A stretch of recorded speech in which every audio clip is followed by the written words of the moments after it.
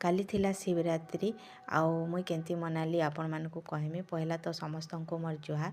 आउ एटा सकाळु मुई गाधी पाधी करी शिव महाप्रभु को मुई जेंती जानली पूजा कर देछे घरे। तापरे संध्या रे आमे मंदिर गलु। मंदिर रे पहला जल्दी जाइथनु जेहेतु भीड़ नाही हेइताई सेते लई भल भाबरे एटा पूजा कर देली। पूजा कर साइला परे महाप्रभु को देखुन केंदा बहुत बढ़िया सजा हेछि।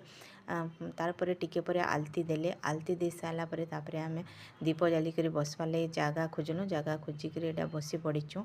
आउ बहुत भीड़ धीरे धीरे बढ़ी बसिले। आउ समस्ते दीप जाली करी बसीचन देखुन बहुत भल लागुथला। एंता जगार तो बहुत भल लागसी। आ टाइम केंती जाउथला जना नहीं पड़ुथाय। बहुत टाइम परे तापरे महादीप उठला। इन राति 10-11 बजे दीप चढ़े देसन महादीप जेनटा कह जाउछे। आमर साइड रे तो पूरा पाहांतिया तक महादीप चढ़सी मुई जानिछे। तार परे महादीप चढ़ला परे दर्शन करी करी आमे तापरे भल भाबरे घर के पले आसनु। आपण माने केंती मना